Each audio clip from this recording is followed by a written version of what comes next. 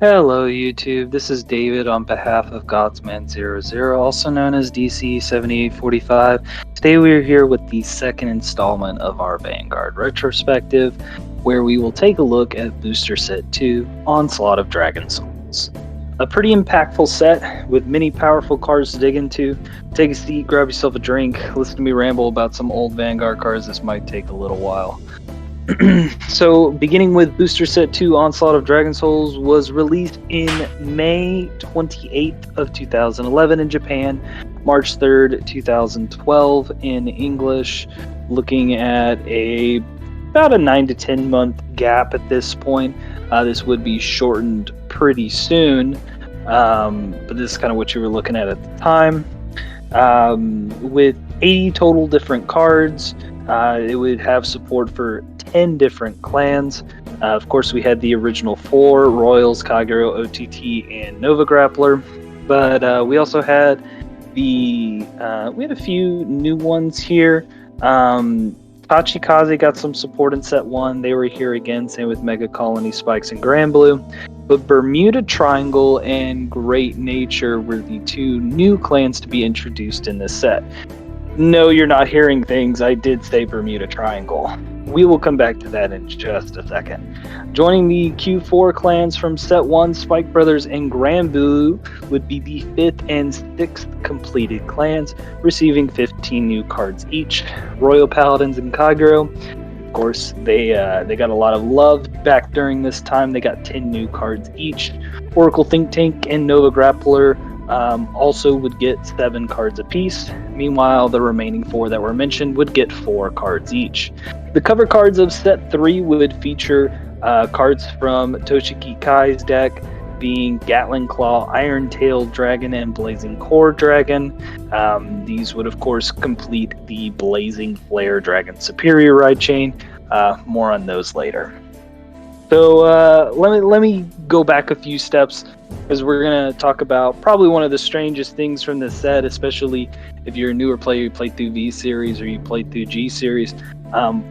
Bermuda Triangle was introduced in a core set, being this set. And if you're just like a D standard player, you might not be familiar, but Bermuda Triangle is usually a clan that's included in extra boosters, which are just side sets. Not included in the they're not normally included in these core sets. But for some reason, Bermuda Triangle would get 4 cards in Booster Set 2. This is the only time, as far as I know, that you're going to see a Bermuda Triangle support cards in a core set. I can't think of any other off the top of my head. Please let me know if I'm missing something in the comments there, but I'm pretty sure this is the only time that Bermuda Triangle actually got supported in a core set. They would also not be supported again until Extra Booster 2, Banquet of Divas, in March of 2012.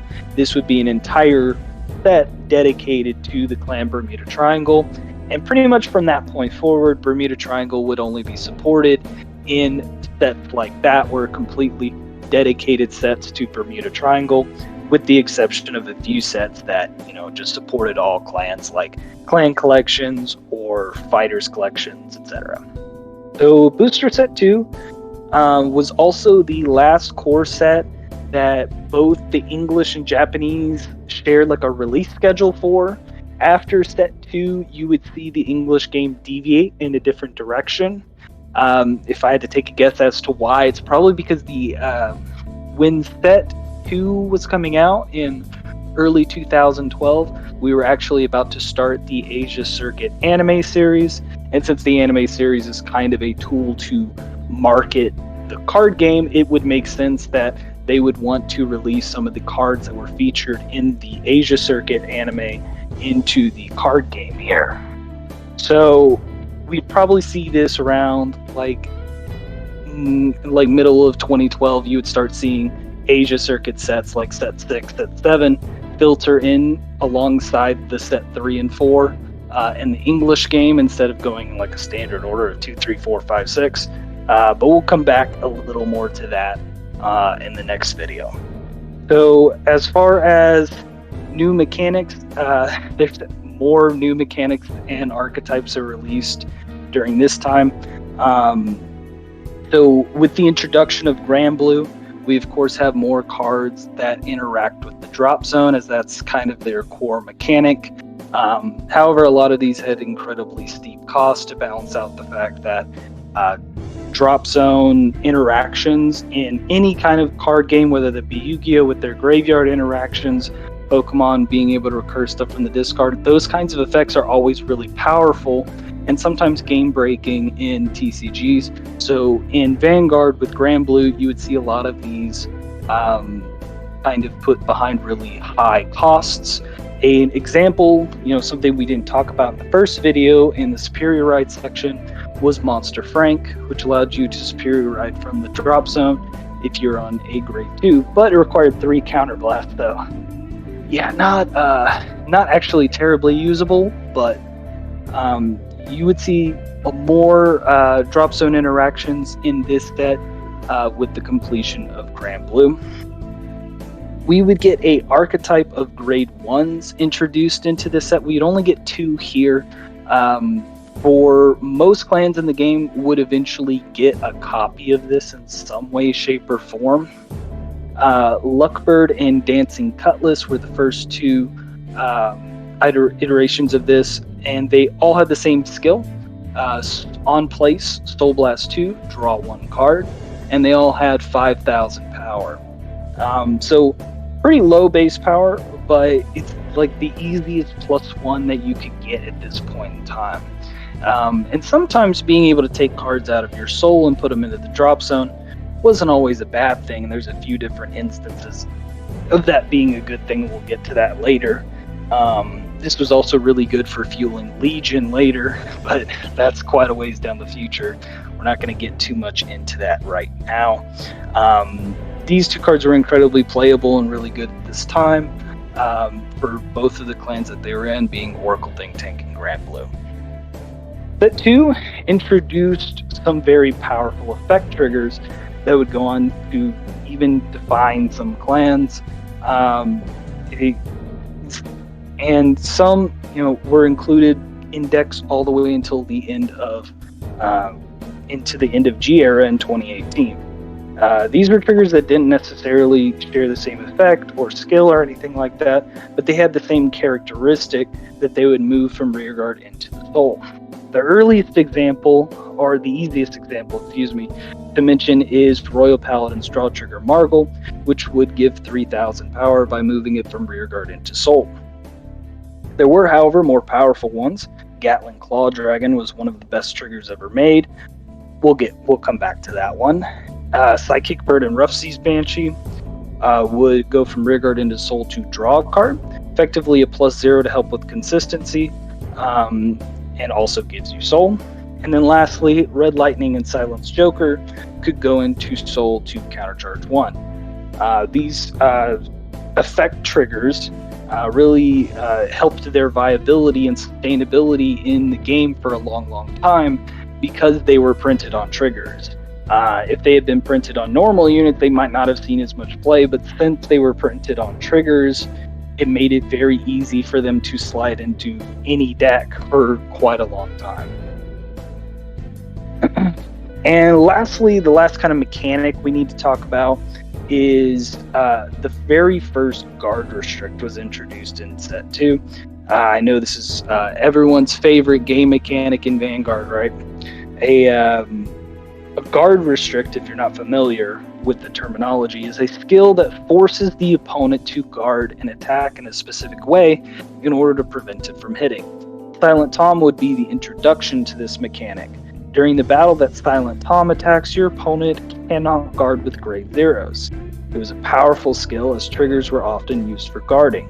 Balanced by his low 8,000 power and requirement that your Vanguard must be Oracle Think Tank to activate, despite that, he was still incredibly powerful, and he was one of the best offensive tools that Oracle Think Tank had at that time. So, we're going to go ahead and jump right into the best cards from this set. There's quite a few here, so I kind of want to just jump into it and not dig too much into anything else, because this is probably going to take the bulk of this video. Kicking things off, we should start with one of the very best cards in this set, one of the most meta-defining cards in this set, and that was Soul Saver Dragon. Now, Soul Saver Dragon had two different skills. One on the Vanguard circle, when it attacks, it just gains plus 3,000. Pair this with a Marin behind him or a Lien. You could hit magic numbers of 20 or 21. And then it had another auto skill on place, Soul Blast 5.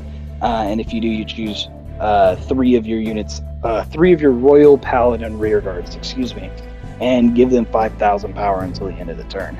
Pretty powerful effect.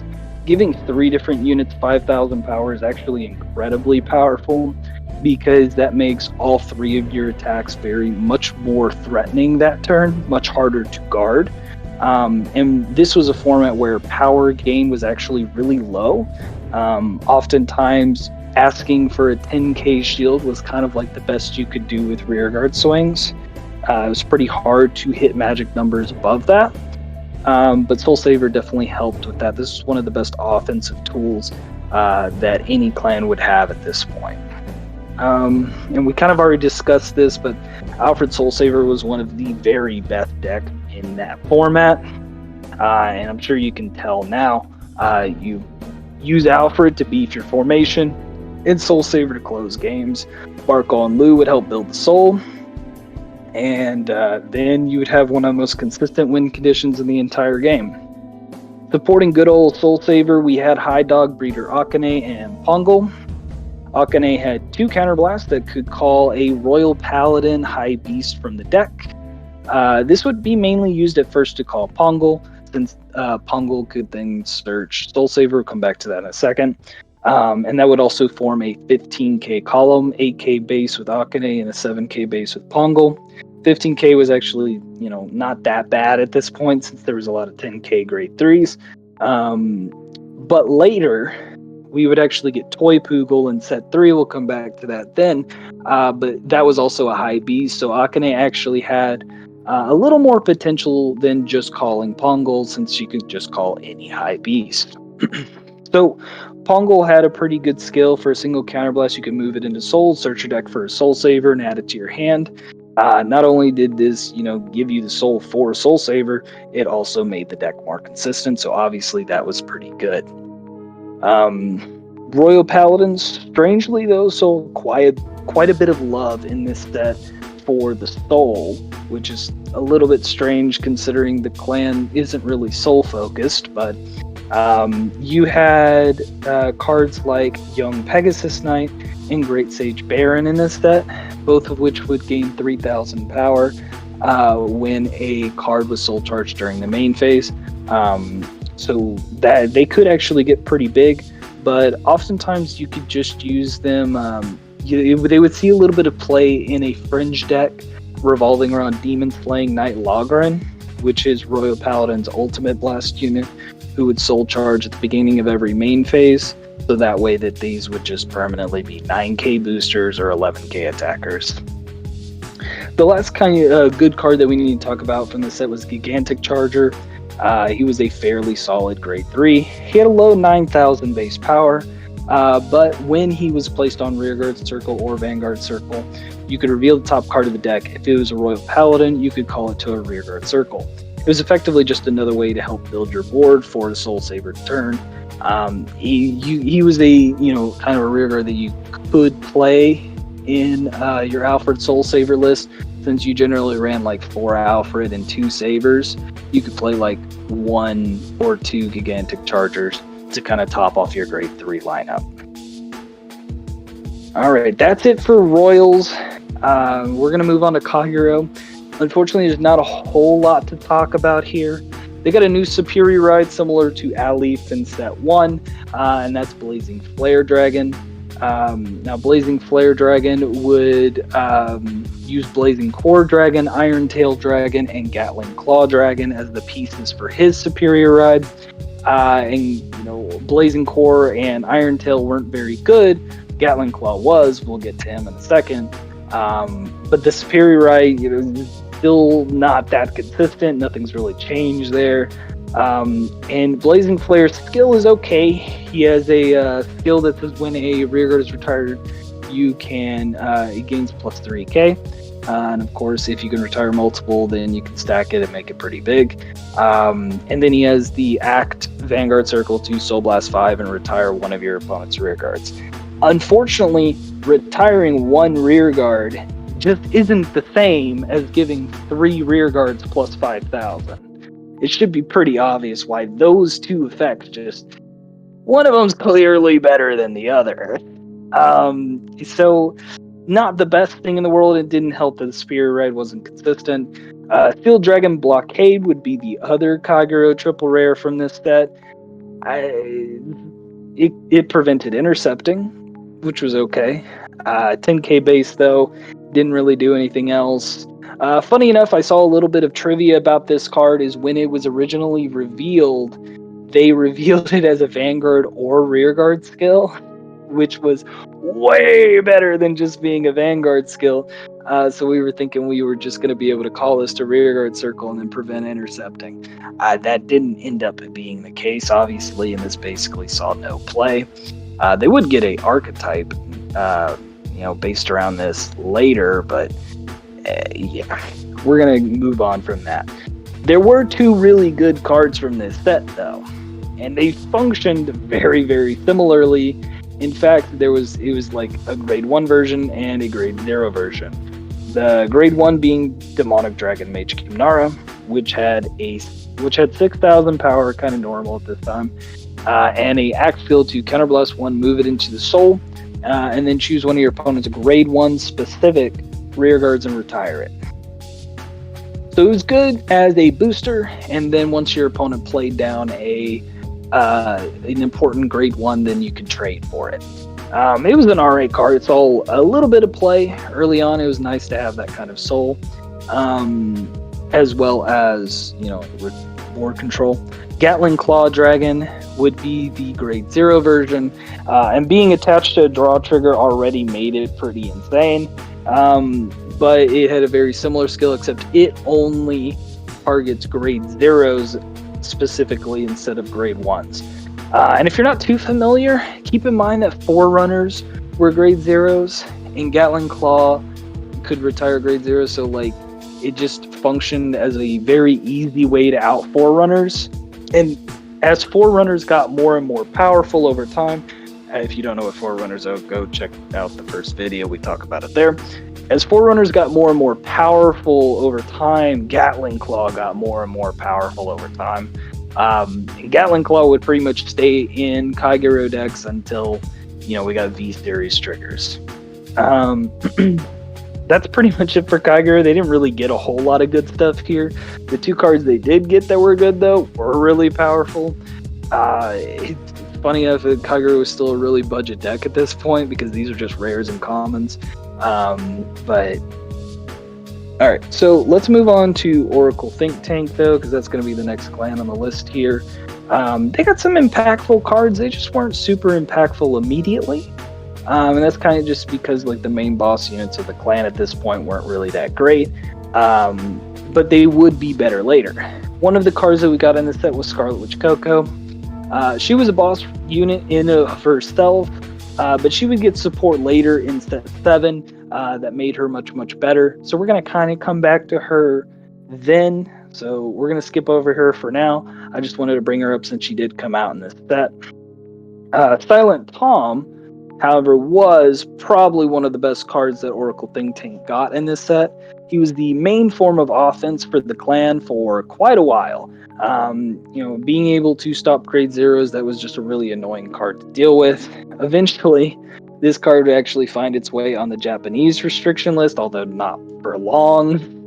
But it was a good card in a lot of Oracle Think Tank decks for a while. In fact, they would be making the joke all the way into G era that Silent Tom was still their best form of offense. Of course, until Ichikishima came out, which was basically Tom on a stride. But anyways, As for what else do we get? Oh yeah, Luckbird.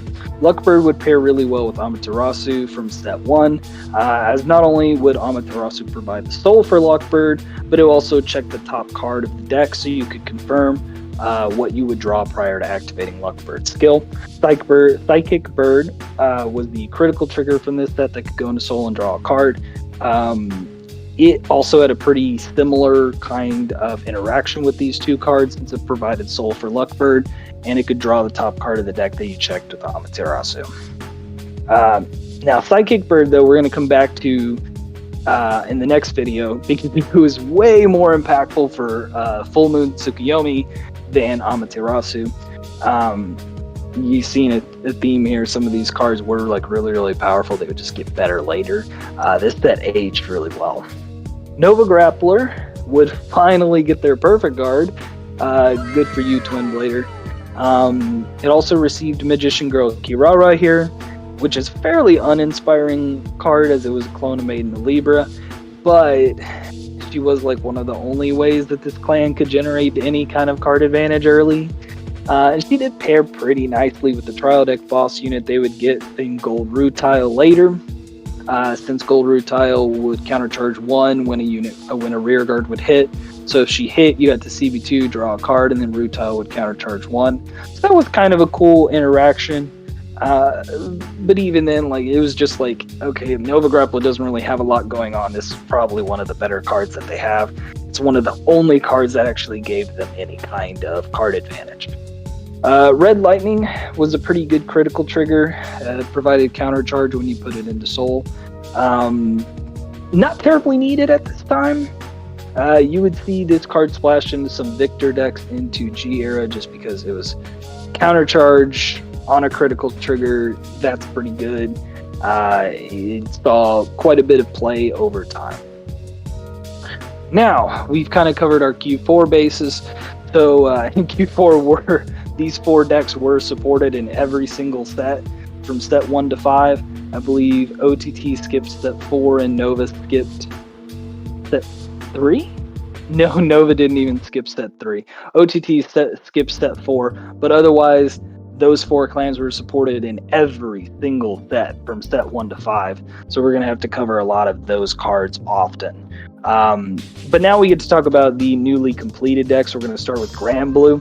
Granblue didn't have the best start ever. It had a few solid cards on release. It kind of lacked a win condition. Dancing Cutlass was one of the only ways this clan could generate card advantage. And Bastkirk, their ultimate blast unit, I believe is King of the Demonic Seas Bastkirk. I could be wrong on that one. I can't remember his full name. But he was the ultimate blast, and he would help fuel your Dancing Cutlasses with soul charges. Sound familiar? And then, interestingly, soul blasting units, like specific units, out to the drop zone was pretty good for Granblue since you wanted specific cards in your drop zone. Rough Banshee would also kind of help in this regard here, as this was the crit that would go into soul and draw a card. So it would give you soul for your Dancing Cutlass, while also giving you a little more consistency. Samurai Spirit would also pair well with Dancing Cutlass here. Since Dancing Cutlass had a 5,000 power base, you could retire it for the cost of Samurai Spirit's effect to call it from the drop zone. So you effectively got to replace a 5k with a 7k. And this deck was pretty good at kind of like building a board from the drop zone. So even if you had like low power units on the board, you'd retire them off to get your bigger powered units on the field. So it's pretty good at like setting up boards. And you would see this with there was a promo at the time called Dragon Undead Skull Dragon. If you're a V-Series player, that's going to sound way more familiar to you because the V-Series counterpart was way better. But in the beginning, this card was basically just a 13k attacker, and then it would die during the end phase. But then it had a skill from the drop zone, allowed you to counterblast 1, retire grade 2 or higher, and then call it to rear guard circle. So you could recur it, and it was a big beat stick. You put a Romario behind it, created a 21k column, and that was pretty decent. Like, very few rearguard columns actually hit over 20 at this point, so that wasn't too bad. But that's kind of like what you had going on with this deck. You also had Witch Doctor the Abyss Negermarl. It was a grade 3 with an abysmally low 8,000 power. I think it actually, I can't remember if there was a grade 3 that had a lower base power, but I know this is one of the lowest base powers on a grade 3 in the entire game. But it had a pretty good effect. Counterblast 2, and you could call anything from your drop zone. Very, very easy. Very, very decent too. The fact that it was on a grade 3 really did hold it back, but you could retire it for the skill of a Night Mist or a Soul Dragon after it to get that low base power off the field if you needed to. And then you would pair this with the other triple rare. I don't know why this card was a triple rare, but Ruin Shade could mill the top 2 cards of the deck and gain 2,000 power, and it's just a very easy 11,000 power attacker. Basically, this deck was just a beatdown deck with an emphasis that you could call from the drop zone to form good columns. But other than that, that's basically its win condition, which isn't really great. But at least it had 2 different critical triggers at the start. There was going to be, we're going to come back to this fact later, but there was a lot of clans that only had 1 critical trigger for over a year, like Dark Irregulars. But we'll come back to that later. Now, we're going to talk about Spike Brothers. I'm just going to say it up front. I have a bias for Spike Brothers, so I'm kind of excited to talk about their cards here. Spike Brothers had quite a few good cards, but it's easier to talk about their strategy as a whole rather than talk about their individual card effects, because they're not going to seem very good if you just list them out individually. So the first thing we want to talk about is General Cyphery. So Cyphery doesn't really look great on paper. He's one of those grade 3s that would get additional effects when you drove check grade 3s. And his was that he allowed you to call a grade 3 to an open rearguard circle if you checked it. Which isn't going to sound too great just because it has to call to an open rearguard circle.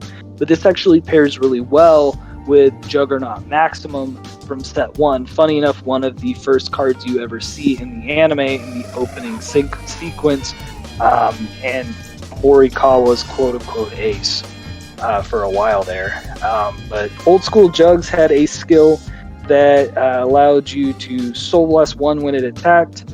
I'd gain 5,000 power, but at the end of the battle, it would shuffle itself back into the deck. Obviously, it's cleared an open rearguard circle for Cyphery. It also put a grade 3 back into the deck, making it more likely for you to check a grade 3 off of Cyphery's drive checks. So, these 2 cards were definitely meant to work together. Now, there was a grade 2 version of Juggernaut Maximum also released in set 1 in High Speed Brocky. Similar concept here. Is a grade 2, you gain 5k on a Soul Blast and went back to the deck, cleared a rearguard circle. The other card that was really, really strong was Dudley Dan. Now, Dudley Dan has a really pathetically low 4,000 base power on a grade 1, but he has an incredibly strong skill. When he boosts a Spike Brothers Vanguard, you can counterblast 2, take a card from your hand, put it into your soul, and then search your deck for any Spike Brothers card and call it to an open rearguard circle. See the theme on open rearguard circles here? That was the idea, is that your rearguards would swing, clear themselves, and you would get multi-attacks by recalling units to those open circles. But he could just call anything. He also gave you the Soul, so this allowed you to use your Juggernaut Maximum and High Speed Brocky Soul Blast effect. And it wasn't so bad, because Cyphery would gain 3,000 power when boosted by Spike Brothers, effectively mitigating Dudley Dan's 4,000 power. This would create a 17k column. And you didn't want to play multiples of Dan, so you got one of the best starter effects in the game, or best forerunner effects in the game. You got yourself a Lizard Soldier Conroe, but for Spike Brothers, his name was Mecha Trainer. If you're not familiar, Counterblast 1, retire this unit, and you can search a deck for a grade 1 Spike Brother and add it to your hand. Very, very easy skill, very, very good for consistency. You could either search your Dudley Dan so that you could have it online as soon as possible, or you could search a Perfect Guard, whatever you needed. A lot of the time I end up searching Dan just to create more multi-attack since the deck lacks defense anyways. Now, between Dan and Trainer, you should be able to filter out non-grade 3s, and then Jugs will just keep going back into the deck to keep fueling your grade 3s in deck to try and make Cypher as consistent as you possibly can. With that being said, there's not really a whole lot of ways that this deck had to make card advantage, and you are relying on Cypher to check grade 3s in order to create multi-attacks outside of Dan, so it was held back quite a bit. It wasn't that great of a deck. I just think it was really fun, and I highly recommend, if you ever take some time to play some old formats, I highly recommend this one. No bias. Now, the best decks that we've kind of already discussed what the best decks were, right? It is really just Alfred Soulsaver. Alfred Soulsaver dominated the summer of 2011. It was the best deck by far. It won their national championships, swept the senior division, swept the junior division. Nothing really came close to it. And I've already explained this stuff, so I'm not going to really dig any further deep into it. The only other deck that really saw even close to the amount of that popularity was Kairo. So not really a whole lot to discuss. Next episode, when we get to Demonic Lord Invasion, we have a lot more to discuss because the meta is going to open up quite a bit. So look forward to that. Now, BTO2, though, was a great set. A lot of phenomenal cards. Despite Royal Paladin's dominance, there was a lot of cards from other clans in this set that would become incredibly impactful later. They just weren't quite ready just yet. So look forward to next time when we talk about set 3, because that's a doozy of a set. And it's going to be more fun to talk about the best decks in that set than this one. If you enjoyed this video, let us know. Give us a like, give us a subscribe. If you enjoyed this content, check out some of the other videos that Josh has on this channel. Leave some suggestions in the comments because I always read those. And then until next time, take care of yourselves, okay?